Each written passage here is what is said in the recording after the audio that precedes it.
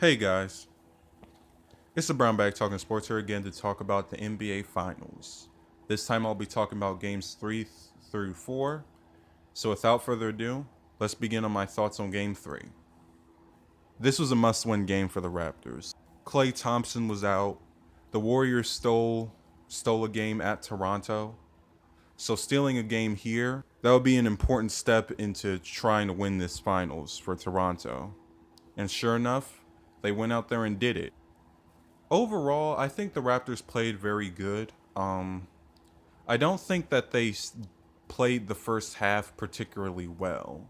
They had a lead in the first half, um, and they did a great job maintaining that lead. I'll get more into that later, but yeah, they had a pretty decent lead at the beginning of the first half. But when the second quarter was nearing its end, the Raptors weren't really looking so hot. Matter of fact, it looked like game two all over again. Steph Curry, I think, had like 25 points in the first half alone. I could be wrong on that, but I have to go back and check. But yeah, that's what I remember. But yeah, it didn't look good in that first half. But that third quarter, they held the Warriors. They held them down, and they didn't let them get it off to any huge momentum shifting runs. They did a great job maintaining their lead, which I think was due to Danny Green. He came up big last game, cutting the deficit down to 2 points. But of course, we know Iguodala hit that open three-pointer, and that was the end of that game. But Danny Green came back with a vengeance in this game. He finished with 18 points, and the timing of those points mattered. I mean, if you just looked at the stat chart, you might think, oh, Danny Green had a really decent game. That's far from the truth.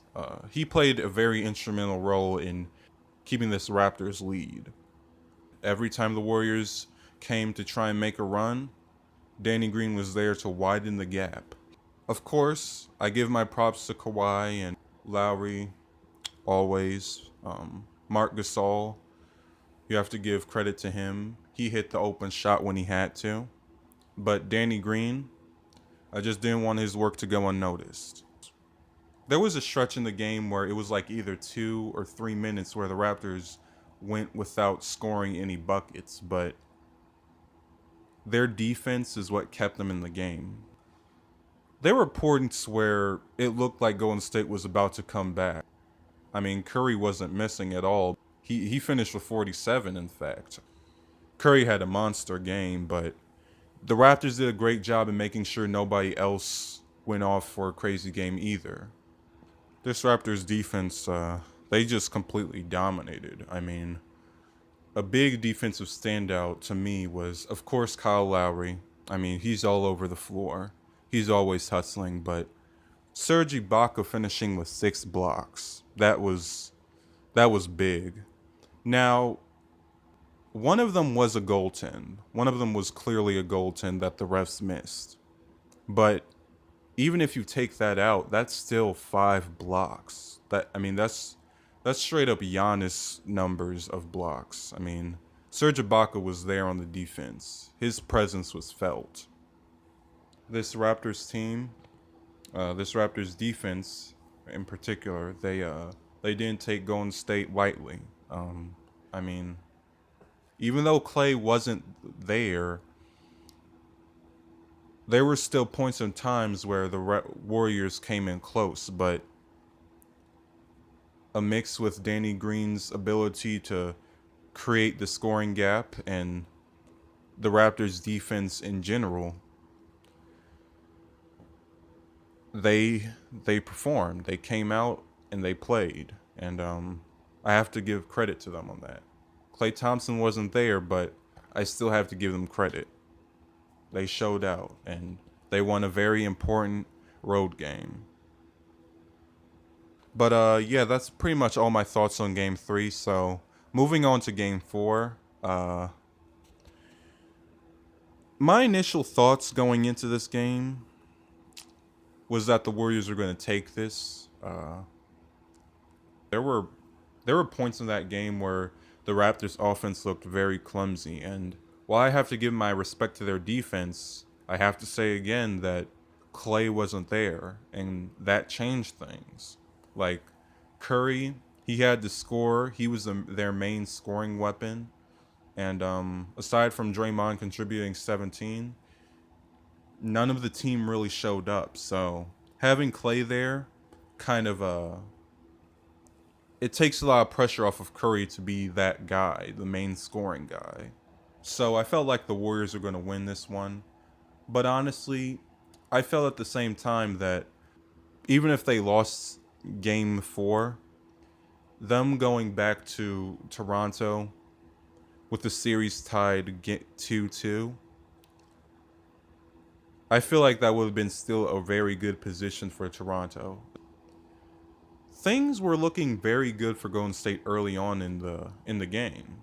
Uh, they didn't finish the second quarter that good, but even then they still held on to their lead, and they went into the halftime with the lead. So I had a little hope that they could win on enemy soil. And sure enough, when that third quarter started, the Raptors defense tightened up, and Kawhi went off for 17 third quarter points. It was at that moment when the Warriors lost the game, because once Toronto took that lead, they didn't look back. The Raptors, honestly, they played a perfect game. The defense was amazing. The offense was clicking. They were down early, but they didn't give up. They didn't give in. They didn't say, oh, we're satisfied with just one road win. No, they said that we can get another. And sure enough, they went out there, they stole another road win, and now the series is 3-1. Honestly, I don't know if there's like any one player that I can credit. Like, obviously Kawhi with those 17 third quarter points really helped. He finished with 36, I believe. So yeah, clearly Kawhi was the superstar that night. But everybody played well. Everybody played really well. I don't want to give the credit to like one guy, because this Toronto Raptors team, they're a team. They've played well together, and I'm really proud of them. The defense, the defense was just amazing. I mean, there were points where Golden State just looked scared. They just looked like they were trying to rush it. Like Klay Thompson, he had a pretty good game. He finished with 28, but there was this time where he just completely airballed a three-pointer.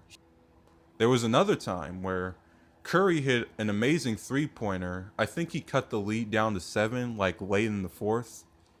But it was like 2 to 3 minutes left. So Warriors had like some momentum, but when Toronto was taking the ball up, they got across the half court line, and Draymond Green came up to whoever was holding the ball. I don't know the Raptor who was holding the ball and took the foul at that time.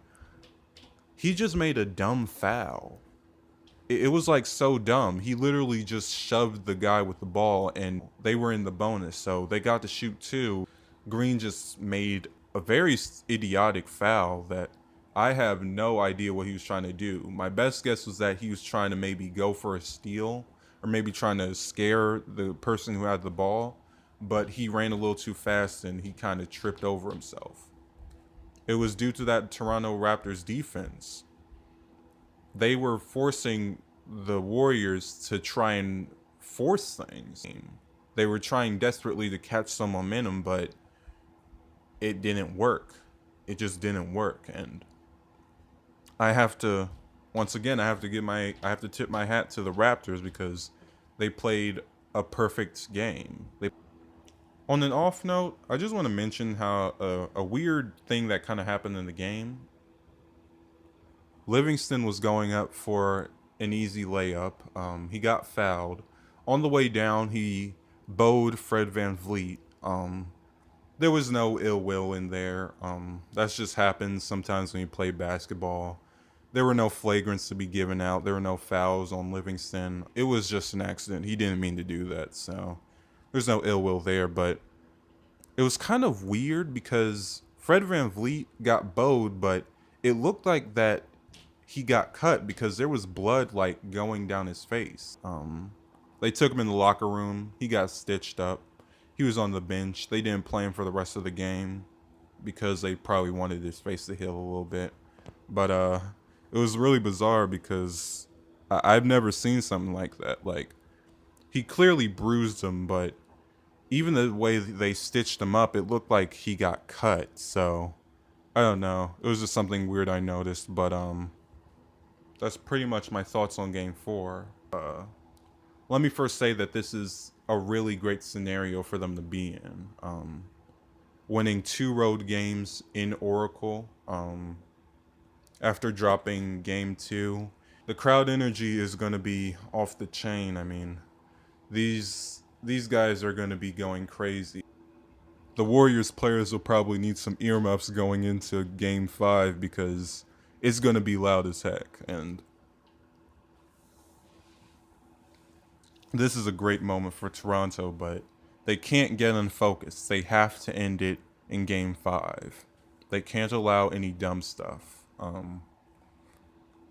I just got some news today that KD was cleared for practice. So there's a chance that he might be playing in Game 5.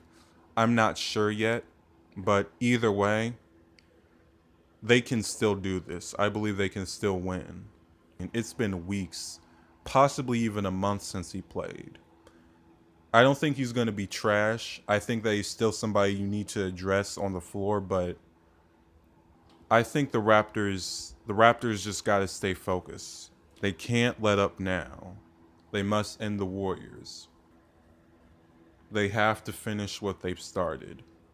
But that's my thoughts on games 3 through 4. So until next time, guys, Brownbag signing out. Come on, Raps. Let's end it right here. Let's end it right now.